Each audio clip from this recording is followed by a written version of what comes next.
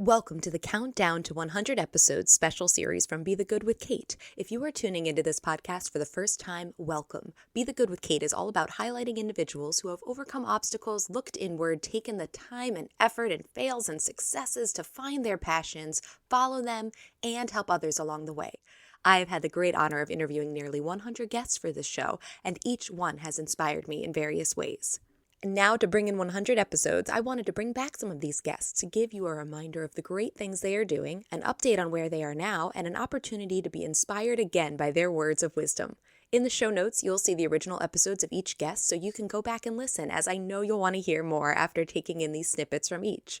New or returning, I cannot thank you enough for being a part of the Be the Good with Kate community. Every listen means the world, and every comment, email, share, and review both fill my heart with gratitude as well as help these inspiring messages of pursuing your passion get to more listeners. Thank you. Now on to the episode. Let's spread a little more goodness in the world. All the way back in episode 12, I had the pleasure of interviewing Alvin Huff Jr., who is now the music director and conductor of New York, New York on Broadway, as well as a member of the Muse Executive Committee. He is nonstop. And honestly, I just think he's one of the coolest, most multifaceted people that I have gotten to meet. I don't say that lightly. He had a meteorology background in school, and now he works on Broadway. He's a husband. He has 2 children. He lives here in New York City. And I can't believe he found time to talk to me today. He is on a break from the Tony Awards rehearsal while we record this. So by the time that you're hearing this episode, we will be in a different time period, and hopefully all goes well this weekend. But Alvin, thank you so much. Of course, happy to be here. I guess quick quirky thing I'll say. By the time you see this, it will have been a couple of months ago. But the crazy wildfire smoke that drifted down to New York from Canada.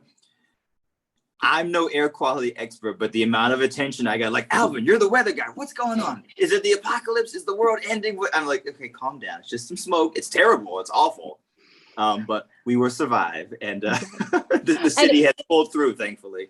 Yeah, and now the sun is shining through the window, thankfully. Yeah. And that's something I find so interesting about you too. If you follow Alvin on social media, and all those links will be in the notes here too, you'll see that he posts so much about weather and also about his family. And it's almost like, most people think, oh, Broadway, that's such a big thing, but you don't highlight it every day on your social media. And it just shows that humility as well, I think. So that's something that's always stood out to me. Thanks. I don't get me wrong, grateful to have had the right opportunities, to have met the right people, to have made the networking connections to be on Broadway. But that's only part of me. I think, I don't know, without getting overly philosophical, I think it's a lot of times people get defined by a certain label, like you're a Broadway conductor, Broadway music director.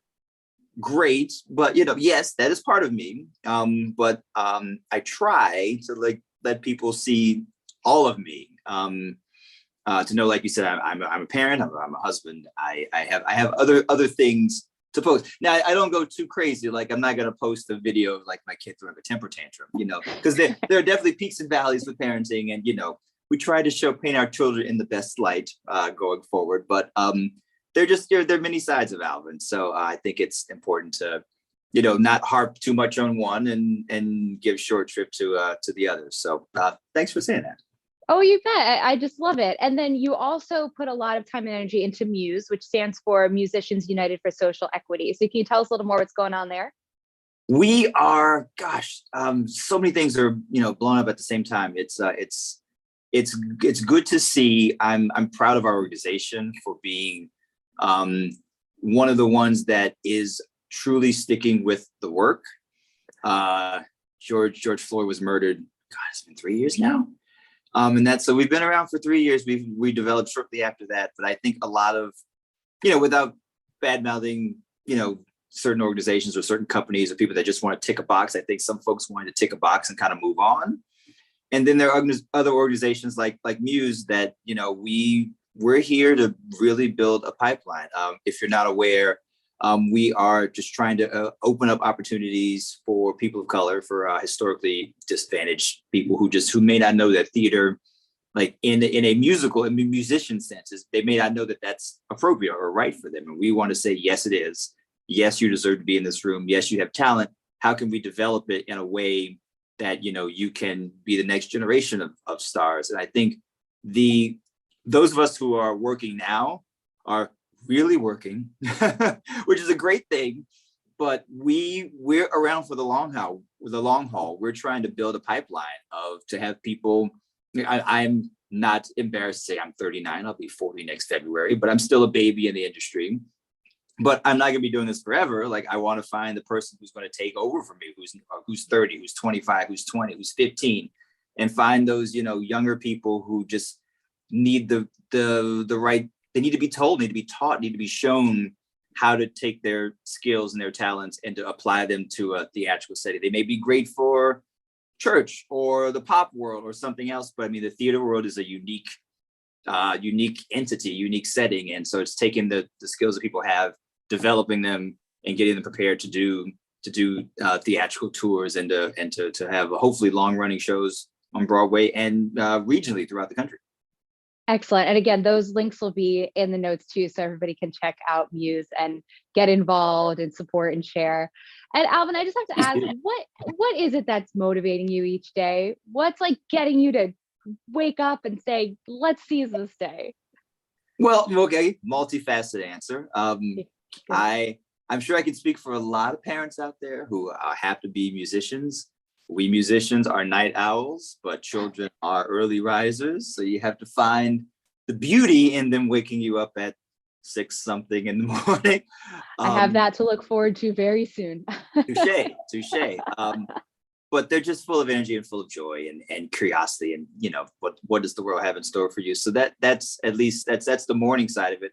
For me, what I'm finding at night now, it's been a while since I've had the opportunity to stick conduct, to be in a setting where I'm in front of an orchestra, like in an open pit, downstage center. In other words, like the front row, they're right there. Yeah. And to have that interaction,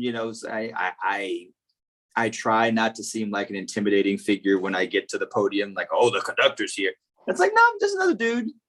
I have to wave my arms around like a crazy person, but like, I'm just another dude. You can talk to me, like you can share, your thoughts, and just to have that connection with a different audience every night is kind of special. To have people say, oh my gosh, the show, it touched me in a way. And they kind of go on about how, especially the older generation, because our show centers around World War II. And for folks who are, who still remember that time, it's a lot for them. It sets off emotions that they may not have dug up in a while. And for those just coming in to see the spectacle, I had one of the cast members in rehearsal this morning say, you know what, our show is eye candy. And I'm like, you know what? That's true. We got a lot of things going. So if you want to just come and have a good time and see some really, amazing choreography, amazing set design, and hear a great 19-piece orchestra, come see us. So I think my motivation is knowing like that there's 1,700 people behind me who haven't seen it yet, since we're a brand new show, and that keeps me going. I will say, having to stand to conduct a 3-hour show 8 times a week is my feet are speaking to me in a way that they haven't been in years past. But it's cool. It's cool. I can imagine. Are massages a part of your contract these days? It isn't, but I now know. I've learned. See, for the next one, oh yeah. Yeah. yes. Get that written in stone. Oh my gosh, Alvin, I love what you're doing. I love hearing these updates, and I can't thank you enough for taking the time here today too. Of course, my pleasure, and great to see all the things that you're doing, and obviously congratulations. Next time I see you, I guess someone will be outside of the belly. Huh? Yeah, hopefully he will be. He'll come out at least counting to 8 from all the dance classes. See, bingo. Start him early. Yeah. I'm thrilled to welcome back Jim Cooney. He is the oldest guest in terms of episodes that we are welcoming back here. He was episode 7 when Be the Good with Kate was called Some More Good News. And he has been doing a ton since. He is nonstop. Jim is a director and choreographer and founder of Amplified Artists. And what I wrote about him the first time that I have to reiterate now, because it's still the same, since first walking into his class at Broadway Dance Center here in New York City, I knew I would be a fan of Jim Cooney. He has an energy that's a rare mix of welcoming and energizing, but also grounded and professional. All of that at once. Beyond learning steps, he delves deep into your why, showing up for yourself, centering yourself, and so much more. And in addition to being a director and choreographer, his amazing business sense led him to create Amplified Artists. So he's here to tell us more about what's going on. Thanks so much, Jim. Thank you for that intro. Wow. First you said the oldest. I'm like, I know I just had my birthday. I'm really the oldest person on this podcast, but then like, okay, oldest episode. Okay, phew.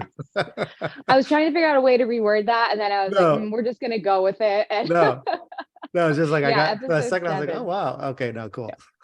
No, you are by far not the oldest. Don't worry. I mean, age is great. The older you get, the smarter you get. So I don't mind it. But I was just like, wow, I can't believe I'm already the oldest person. So good. No, not at all. You probably, I don't know. It'd be interesting to figure out. You're probably in like the 40th percentile, or somewhere in that 30 to 50 range, I'd say, in age. Great. Well, I mean, I'm lucky to be alive and be here. So I mean, I'm not going to ever complain about age. I'm happy about it. Yeah.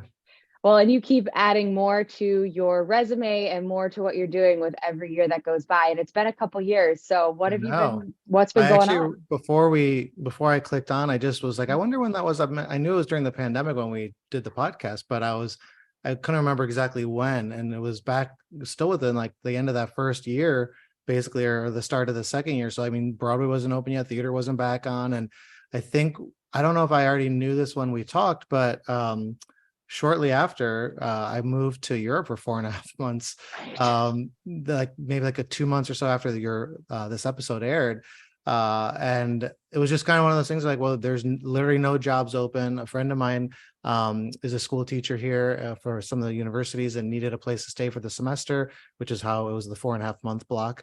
I was already going to be going to Europe for 2 weeks anyway, a trip that had gotten postponed because of the pandemic. And then Europe opened up before we did. I don't know, if people remember that or not. But so if you had your vaccine cards and things, you could show it into the restaurants and you could still go into places if you had your mask on and stuff like that. So we just decided just to get out and do it. And that was really like a crazy experience because it just opened the door of like how much there is out there in the world to see. Like I always loved to travel before, but actually just living somewhere for 4.5 months and like traveling all over Europe, just like how easy it is to put pause on your career and go. Now, obviously that time it was forced to be on pause because there was nothing open, but it just made me think like, oh, I need to do this more often. And even now, like in a couple of weeks, I'm going to go over to Europe for 5 weeks, just putting the career on pause for a little bit to go over there. Because I think the whole pandemic taught me that I was just so focused on career as so many of us are, and then we give up so many things in our lives to get ahead. And really like the best thing we can do for ourselves is to give back for ourselves. And just going into so many museums there and seeing shows and eating food and seeing architecture and just being surrounded by art, it just totally re-inspired me and like fed my soul in a different way. And just it like gave me like breath and space where I felt like, okay, there's so much of life that I can also explore. And before I travel for like a week or two, and like the whole time I was on the trip, yes, I was enjoying it, but I was also like, okay, I got to get back because rehearsal starts for this. And then I have to have that coffee with that person on this date. And it was like, I couldn't just go away for a little bit. And so I encourage anyone to do that. And, especially if you have someone subletting your place.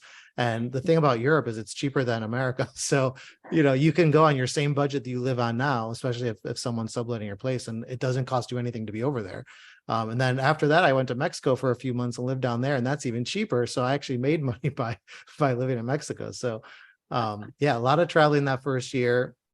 And then when things started to open up, my agent even said to me, I don't know if you need to move back to the city now because people are just really looking for female directors, people of color, and this is a great thing that's been happening in our industry is all these opportunities being opened up now and all these new voices and things. It's like, it's been a long time coming and finally has been happening. But at the very beginning of that, it was like people were not wanting to hire anyone who was white, and that's fine. We have to shift the pendulum a little bit. So I just had it in my mind that like, okay, it's going to be another year or so before I, start to get the ball rolling again. But, it's just like last year was such a prolific year for me creatively, career-wise. I didn't even go back to teaching at BDC, as you probably know, because you used to take I know, and I'm very Yeah. upset about it, but I know it's been good for you. but I haven't had the time, and I have more than replaced all of the income I made teaching through all this directing and choreography stuff. And I was never one of those teachers that, some people are like, oh, it's a good thing to me to fill in the gaps between my projects. Like even when I was a little kid, I had like a chalkboard in the basement. I had chairs set up for like imaginary students. I was always like pretending that I was a teacher. I'd have my parents take me to like the teacher supply store to get like, teaching supplies, even though I had no students, but like I just loved teaching it. And I've always just loved doing that. So I never looked at it as like, oh, this is my survival job. It's just something I love to do. But, when you decide like, okay, well, I'm going all in on all these other projects that are coming up, I'm not going to be able to teach anymore or teach as much. What is that going to do financially? And luckily it's been fantastic. I mean, it's been just as much, if not more.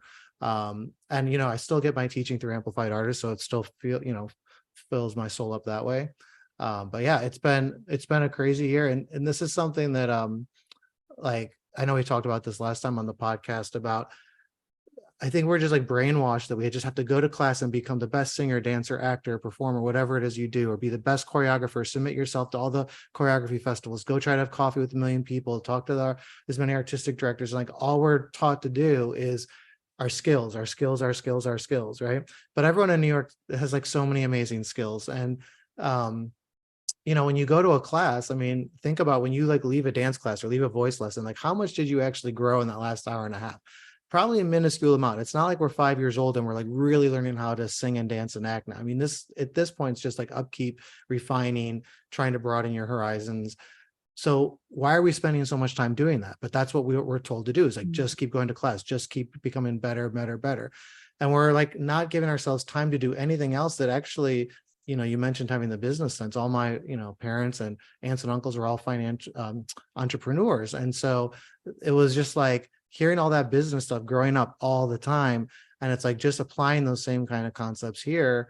And, another thing I think we're all taught is to try to be as versatile as possible. And that's true. You do want to have skills, but I think if you don't really know like what you are the best at and what makes you unique and go all in on that, like we should get paid to be ourselves. We shouldn't get paid to try to be all these other people that we're not. I mean, obviously as an actor, you're pretending to be someone else, but in our own life and career, we should be paid to be ourselves. And so how do we package up like what's unique about ourselves and make it attractive to the people hiring us? And then how do we make sure that's consistent with all of our marketing? Because a lot of people think like, I'm just going to go to an audition, that's how I book work, or I'm just going to have a pitch meeting as a director choreographer, that's how I book work. But no, you can book work off your website, off your reel, off your reputation, off your social media. And like this has happened to me in all those categories. It's happened to all of our members and Amplified Artists in those categories. And that's just like the tip of the iceberg. There's so many other ways you can do it. But if you don't spend the time doing those things, that never happens. And so instead of putting all your eggs into the audition basket, which is like, you have only a little bit of control in that situation, the creative team and casting and everything else, luck has all that other, say in it. Why don't you do all these other things that give you way more opportunities to be booking jobs, but also that are easier to do, right? And you have more control over it. There's not so much luck involved in all these other things. And so I had been preaching about this way before the pandemic and putting these things into practice myself, because it was trial and error for me too. Like I kept thinking like, why am I not getting ahead? Like, what am I doing wrong here? Why do I see other people getting ahead and I'm not? And it was once I started doing all those things, that was like that year, I remember working like nonstop. That first time I really started to put it into practice, I won more awards for my directing and choreography than I'd won my whole career combined up until that point. And I was like, whoa, this is like really working. And then enter the pandemic and it's like, okay, great, put this on pause. But then it was like, as soon as the pandemic was over and, my agent was again saying like, I think it's going to take a little bit of time before things pick up again. No, it was like things immediately picked back up. And some of the biggest jobs I've had in my career to date, and some of the biggest paychecks I've had. And again, just working nonstop, as you said before we signed on, am I even in New York? Because it's like, why do I live here? I'm like constantly bopping all over the place doing all this stuff. But like, it just works. And I see it work for our members too. And that's why like, I'm just so passionate about like trying to break people out of the cycle of like, I'll just keep going to class. Because if you keep doing that, it's like you're going to keep getting the same results you have now. And so if that's not working for you, you've got to change what you're doing. And so that's what I'm really trying to help people understand, is like the much bigger picture of building a career. And like, you are a business, and how do you advertise yourself and get those people to want to say yes to you and not have to think about it, And hearing this too in the performing industry, it also overlaps in just any job in general. And hearing you talk about it is reminding me of so many other guest stories along the way, of that it's not all about like, okay, this is the job right now and it's going to be my job for the next 40 years. Like that just doesn't happen. It's, what am I doing to be a whole person? And that theme keeps coming up in one way or another. And I love how you just spoke about that. And even your story about your industry shut down and you didn't go, oh, woe is me, I'll sit here in my apartment. They're like, okay, let's do Europe. And then you felt like you became even, more well-rounded person than you already are. And you talked about being surrounded by arts and culture. And that is just so fantastic. And I'm really glad you talked about all of that, because it's so important, no matter what industry we're in, to be looking outside our comfort zones and looking outside of just, did I do all the classes and is my resume filled in this, that, or the other way? So thanks for highlighting that. It's so important. Yeah, I think we spend so much time thinking about ourselves. I mean, this is natural of any business. But really we need to think about all the other people. Like, what does that casting director need from me? What is that director, that producer, artistic director, whoever it is, choreographer? But we tend to think about that in like, just from a skill sense. Well, they need a good dancer, or they need someone that can do forward pirouettes, or they can sing a high C. Okay, yeah, like that is a need for sure, if that's what that role calls for or whatever. But what do they really need? What kind of energy do they want in the room? What are the kinds of people they want to work for? What are their insecurities? What's going to make them feel like they're doing their best work? How can you help them achieve their goals? And if you kind of frame it from, I'm of service of all these other people, it's also of service of yourself. But like thinking about the bigger picture of like, how can I really help move people's projects forward? Because who doesn't want someone that's going to help move their project forward, right? And so many actors come in, I can only speak from a director choreographer position, but like when actors come in, and you can just tell the difference between someone who's like, they're ready to like just create art and be a vessel and like, let's be a circle here and let's collaborate together, versus the people who are like, oh, I really hope they like me, I really hope they pick me, like all that kind of stuff. Like that energy, like, it's like, if you just want a job, then I'm not the right person for you. I want to work with people who want to create an amazing piece of theater and who's going to move an audience so that they leave the theater being changed and they're a different person now. Like that's the kind of people I want to work with. And so it's, I think we have to think more about these things, like how a business would, of like, well, who's your target audience, and like, who's your ideal customer, as they would say in the business world. Like, who are the directors you want to work with? Or in my case, as a director and choreographer, like, who are the artistic directors I want to work with? Who are the producers? Who are the writers I want to work with? So whatever you do in the industry, like there's someone who hires you. Even if you're the producer, you need writers to produce shows, you need directors to direct your shows. So it's like, we all need each other. And that's why I talk about being a circle and not a ladder, because everyone needs everyone else. And so, this is a collaborative art form. And so what are you bringing to the table, and how can that benefit everyone else's art that they're trying to make? And you're such an example of it. No wonder that you keep getting work and more work and more work. And it all just adds on to that momentum. And Jim, where can people find out more about Amplified Artists and getting involved in that way? Yeah, so they can go just directly to the website. It's amplifiedartist.life. And if they want to connect with me personally, it's just my website, jimcooney.me. So those are the two best ways. And I'm on Instagram at jimcooneynyc. So yeah, anywhere. And if people have questions, I'm always an open door. So you can always DM me or ask me anything. Excellent. Jim, thanks so much. I could ask you a million more questions, but so see a mini update. But it's just so great to see you and hear more about what's going on. Yeah, I always love to help you and support you for sure. So happy to have Andrew Parks back here. He was from episode 11 when this was still called Some More Good News instead of Be the Good with Kate.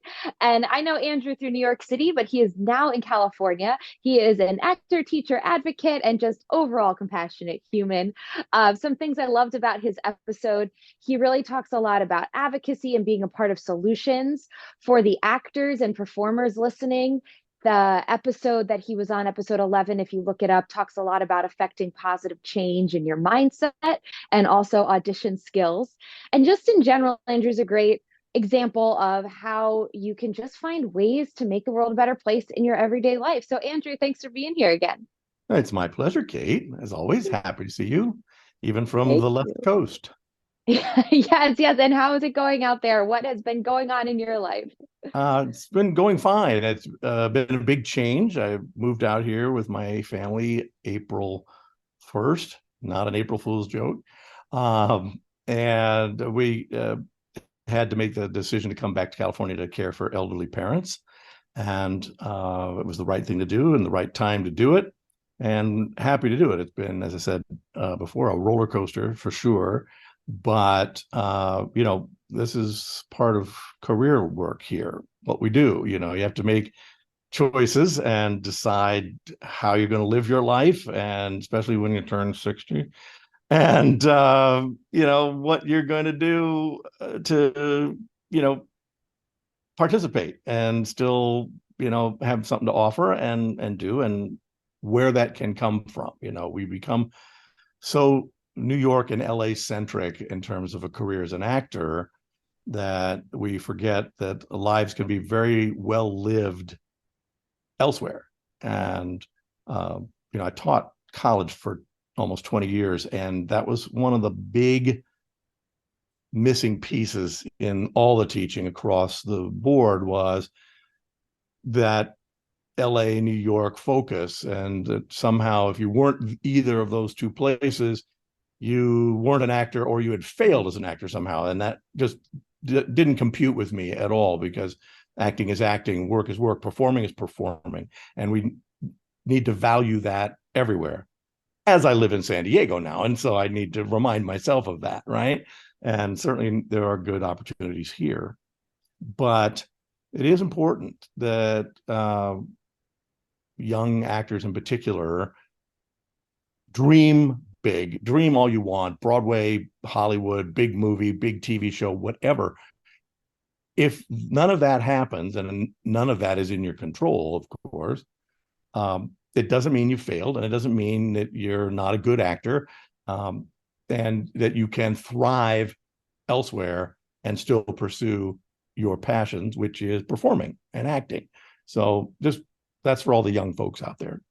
Keep that And in it's a mind. great reminder too, because I see it more and more. People are realizing that they don't have to be in New York or LA. I mean, the amount of television projects throughout this country, the amount of amazing theaters throughout this country, the amount of touring things you can do and be based out of whatever city you want. It's so true. And, thanks to technology, I'm talking to you through Zoom here, and we have auditions through Zoom and performing opportunities that are remote. So it's such a very real way of living, especially now. Sure, absolutely. And it's just, as I said, performing is performing, and wherever you get a chance to do it, if that's what drives you and that's your passion, and you get an opportunity to do that in Omaha or Wichita or Santa Fe or Seattle, that's where you go, and that's where you work, and that's where you can bloom and thrive. There's good work that can be done, and Broadway and Hollywood are not the arbiter of success. The world has created that image for us, and the internet and cable TV and 1,600 award shows every year have created that illusion that that's the pinnacle of a career. And for many it is, and it's a wonderful thing. But you and I both know people who have been on Broadway who are still miserably unhappy. And that has, they've grabbed the brass ring and oops, it fell out of my hand, and now I don't know what to do with it. You had mentioned about moving, and that was a very family-centered reason, and then finding the arts in San Diego too. And I know you're a coach as well.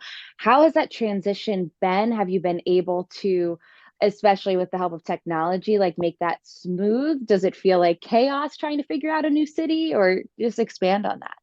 I've been coaching some students from afar on monologues and other, acting related things besides just singing coaching.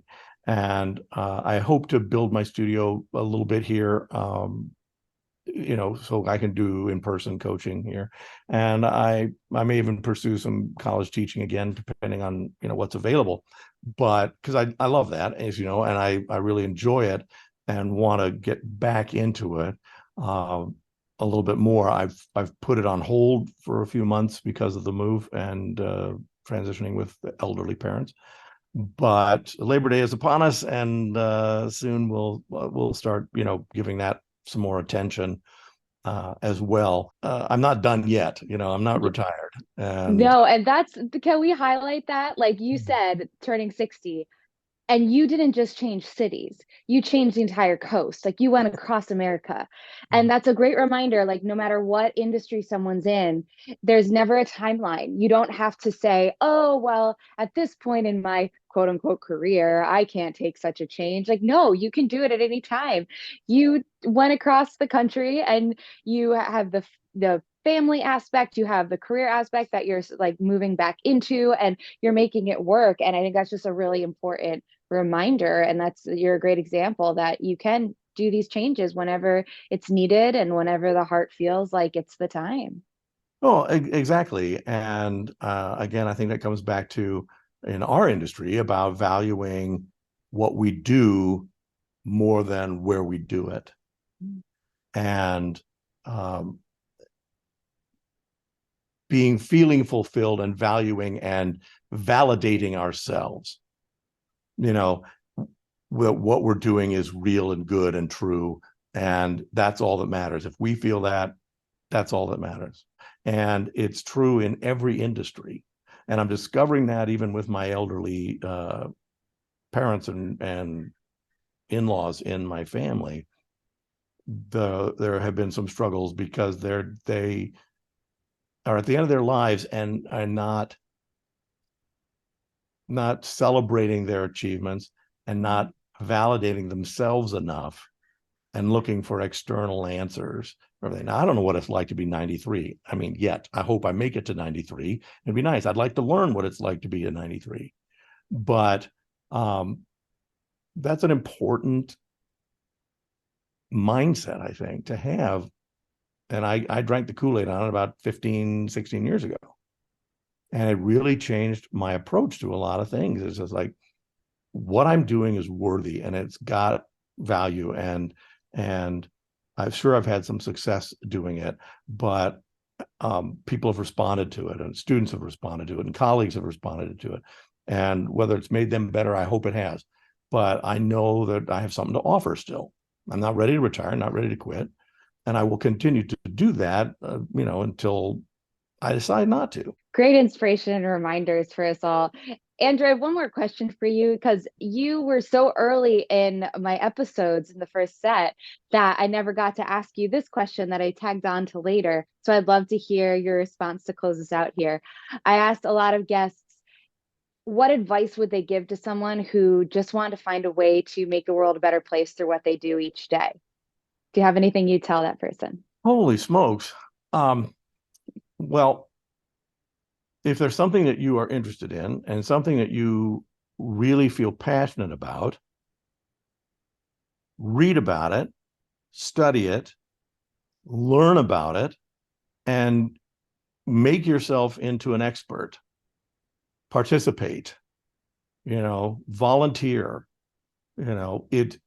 Sitting on the sidelines is great and cheering is great, but if it's something that you really care about, you have to be involved in it and you have to study it.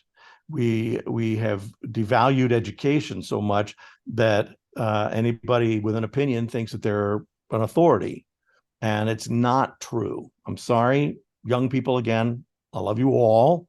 But if you have researched your topic and researched your field of study and have really,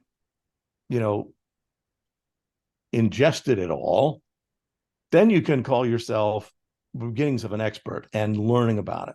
So it doesn't matter if it's performing or your career choices or a volunteer passion to save the planet or whatever it is.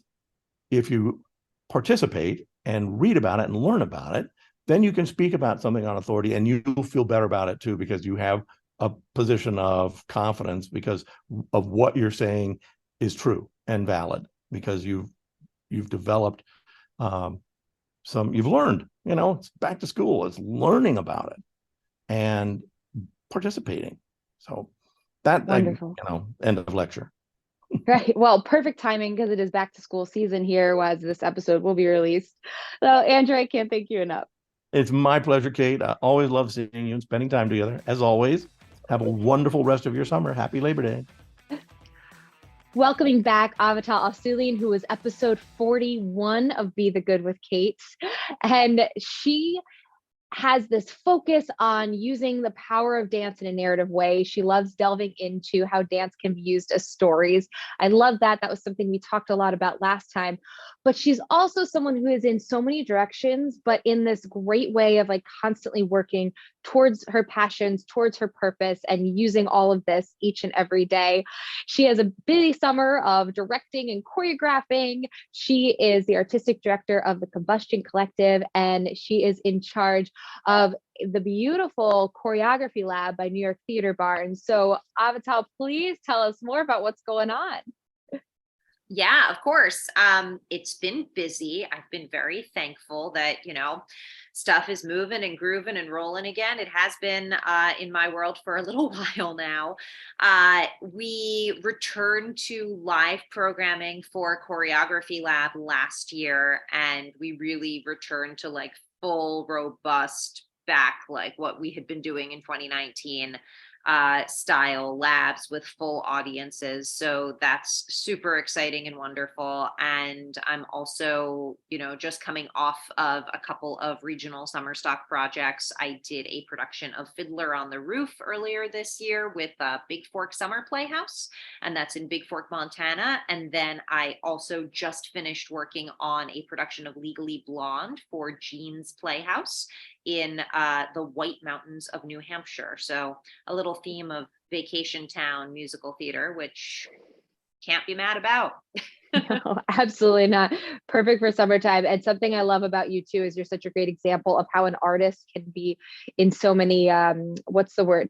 Words have become very challenging in pregnancy, but having a hand in many pots or whatever that phrase is, right? And you are constantly doing different projects. And I was so fortunate to be in one of your pieces last fall, one of your jazz pieces, which was so much fun. And in these short months since, you've already had so many other projects going on. And I know you have more this fall too.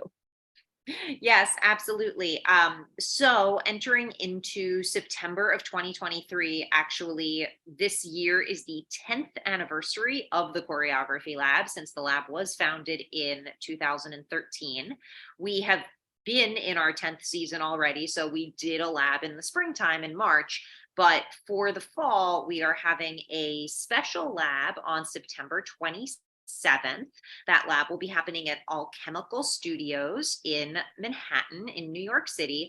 And we will also have a small little party celebration, more details TBD, but there will be a ticketed celebration after. So it's like a little mini gala that will be celebrating the lab. So you are welcome to attend the Choreography Lab alone, or you can attend this little like lab plus party, which we're really looking forward to.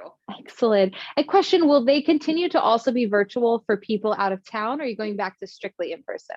No, we will continue to offer our virtual partnership with Full Out Creative. So we will continue to have virtual choreography labs for anyone who wants to join us in different parts of the country. And we're continuing to work on different partnerships there, try to find people who want to, continue to support and see the Choreography Lab who might not be in New York City at the time. Right. And just for people who aren't really sure, what is a choreography lab? What is it exactly? Absolutely. Yes. So the Choreography Lab, which is my program from New York Theater Barn, and I made sure to wear my shirt for our purposes today. Perfect. The Choreography Lab is a program of New York Theater Barn, and it is all about expanding and elevating the use of dance in contemporary musical theater development. So in a nutshell, what winds up happening is people will develop new musicals. The musical theater composers and lyricists will sit behind their music stands and do these workshops for years and years on end. And the workshops will all be seated. And then 5 years down the line, they'll finally get a producer to greenlight producing their show. They'll put a bunch of dance in the musical, and then they will wonder why the dance is superfluous to the storytelling.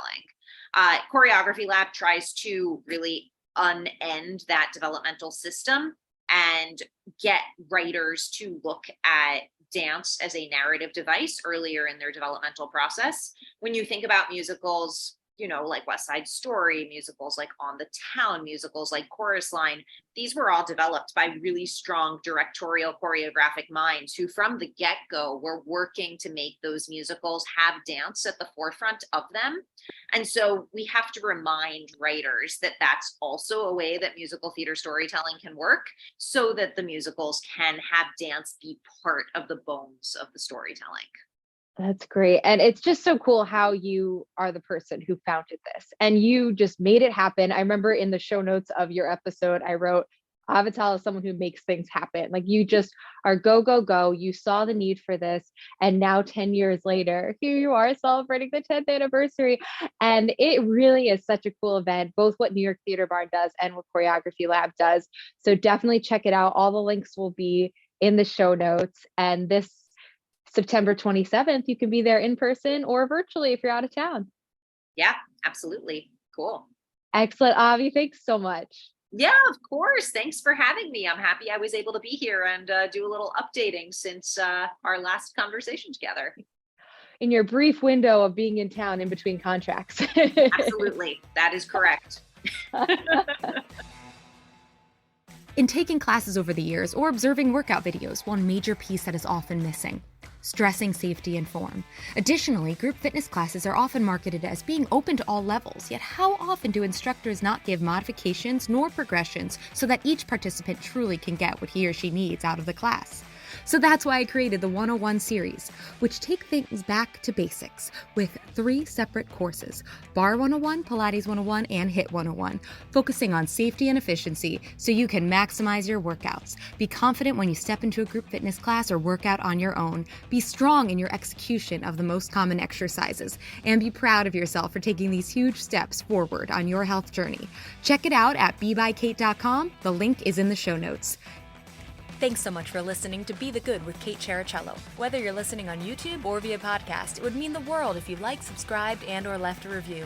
You heard about the good? Now go out and be the good in your life this week. If you have stories of good news that need to be shared, please send me a message. Thanks again and have a great week.